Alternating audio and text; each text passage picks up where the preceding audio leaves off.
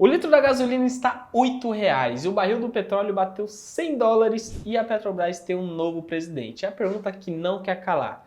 Vale a pena comprar ações da Petrobras agora? Hoje eu vou te mostrar todas as informações dessa novela, então bora pro vídeo.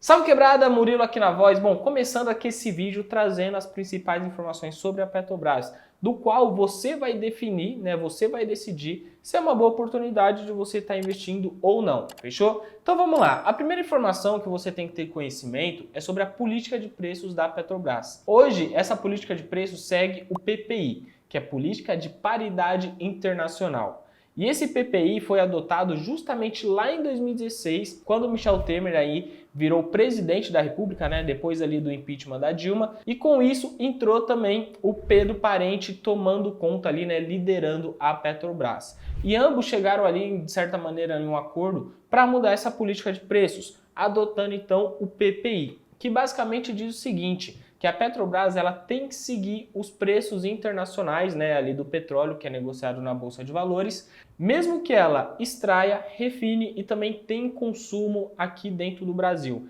E essa política ela foi aplicada justamente para diminuir a dívida da empresa, e focar ali no pré-sal. E essa resposta veio em um dos momentos mais críticos ali que estava acontecendo no Brasil, que foi pós-operação da Lava Jato. Quando nós olhamos aí na ótica da empresa, é fundamental ter essa nova política de preços, relacionado aqui ao PPI. Por quê? Isso ajudou muito a empresa a diminuir toda a dívida que ela tinha ali acumulada, e tanto que agora em 2021 eles tiveram um recorde bilionário na questão de lucro. E por outro lado, quando nós olhamos na questão do refino no Brasil, infelizmente o Brasil não é autossuficiente nessa etapa. Tanto que a maioria das distribuidoras, elas acabam ali comprando também uma parte de todo o petróleo que é refinado lá no exterior. Isso porque, infelizmente, a Petrobras só consegue refinar 70% de tudo que é extraído aqui no Brasil. Então, como não tem estoque suficiente, as próprias distribuidoras olham para outras refinarias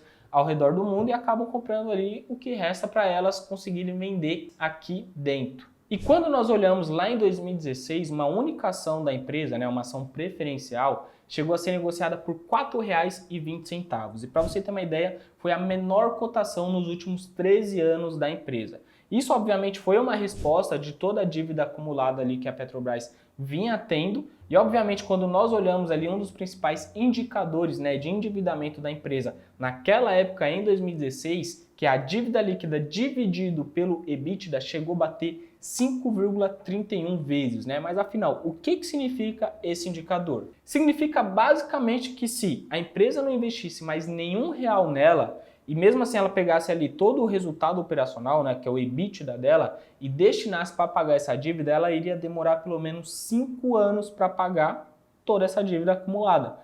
Só que olhando o cenário de qualquer empresa, isso daqui é inaceitável. Tanto que as ações da empresa chegaram a despencar, sendo negociadas ali a R$ 4,20. E é claro que essa dívida não aparece do nada. Quando nós olhamos ali todo o histórico da empresa, da Petrobras, lá de 2010 a 2014, ela basicamente era utilizada para combater a inflação, tendo aí um acúmulo da sua dívida de 50 bilhões de reais. Mas afinal, como assim combater a inflação? Quando nós olhamos a questão ali da gasolina, por exemplo, ela tem um peso no IPCA, que é o nosso principal índice de inflação que nós utilizamos aí no nosso dia a dia. Tanto que o peso é de 0,3% no índice como um todo, certo? E como a Petrobras ela não repassava o aumento ali dos custos de tudo que estava acontecendo dentro do petróleo e também na produção da gasolina, do refino, ela não repassava para o mercado interno, ela segurava esse prejuízo com ela, por isso que basicamente a empresa chegou nessa dívida de 50 bilhões de reais. Só que depois disso, já ali em 2016, como eu havia falado,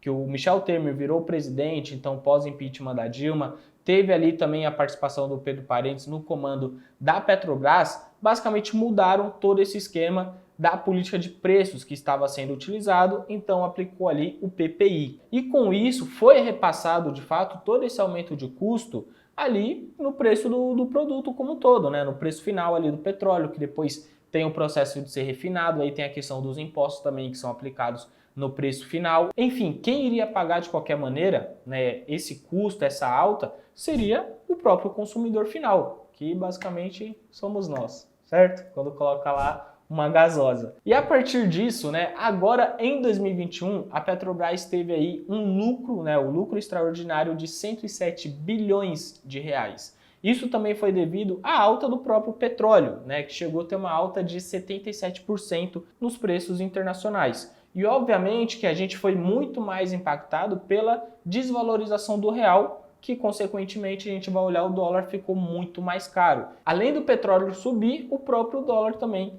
acabou tendo a alta. E a pandemia agravou essa situação, porque a gente viu um momento ali de escassez de oferta. O que seria a escassez de oferta? A produção ali de petróleo como um todo, não só no Brasil, mas no mundo, diminuiu. Só que a demanda, o que é a demanda? A quantidade de pessoas querendo consumir, querendo comprar aquele produto, aumentou. Então, consequentemente, se tem uma coisa mais escassa e mais pessoas procurando, isso faz com que os preços aumentem. Tanto que a gente viu essa última semana, né, o preço do petróleo, aí, o tipo Brent, que é justamente ali o que a Petrobras acaba seguindo, batendo 100 dólares o barril. Então, os preços estão realmente altos. Por outro lado, quando a gente olhou agora essa última questão da Ucrânia e da Rússia, esse próprio petróleo chegou a bater 139 dólares, né? Isso porque também a Rússia ali tem uma grande quantidade de petróleo que vai ter uma certa influência em todas essas questões também. E família, quando nós olhamos esse conflito, né, será que ele tem um impacto significativo ali na Petrobras? Sim, tem. De acordo com o próprio IBGE, esse conflito fez com que os preços dos combustíveis, do petróleo como um todo, aumentasse 33% nos últimos 12 meses. E por outro lado, quando nós olhamos as ações da Petrobras, tanto final 3 quanto final 4, desde dia 5 de novembro até dia 6 de abril, as ações ordinárias ali que tem o final 3 basicamente se valorizaram 31%, enquanto as ações preferenciais que tem o final 4 valorizaram 25,3%. E hoje elas estão avaliadas basicamente uma em R$ 34,94, que seriam as ordinárias, e as preferenciais em R$ 32,40, demorou? E no ano de 2021, a receita da Petrobras basicamente teve um salto gigantesco de 66%, batendo ali 452 bilhões de reais. Já quando nós olhamos a questão do lucro, né, teve uma alta aí de 1.400%, batendo 106,6 bilhões de reais. Enquanto a própria dívida da empresa, né, que é o que nós mencionamos aqui várias e várias vezes nesse vídeo, teve uma queda de 19% nos últimos 12 meses, certo? Chegando em 265 milhões de reais. Lembre-se que a dívida acumulada era 50 bilhões. E afinal, como que eu enxergo toda essa questão da Petrobras? A primeira preocupação que eu tenho é justamente em relação às eleições nesse ano. Independente de quem ganhar, quem sentar lá na cadeira presidencial, justamente pode mudar a política de preços da Petrobras e ela vem dar prejuízo novamente. Então, para o lado do investidor, isso não é algo positivo, né? Então, existe esse risco. E por outro lado, né, quando nós olhamos ainda nesse ano, enquanto não ocorrem as eleições, a Petrobras consegue se beneficiar com a alta do petróleo e todo esse conflito que está acontecendo entre Rússia e Ucrânia, tá? Então, basicamente, a gente tem que estar olhando sempre esses dois pontos aí como investidor. Fechou? Bom, família, esse foi o vídeo de hoje. Espero aqui que você curtiu. Se você gostou, deixa o like porque é muito importante e também se inscreva no canal. Demorou? Tamo junto e até a próxima.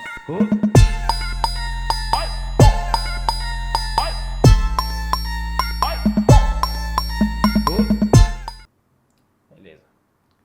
Salve quebrada, Murilo aqui na voz.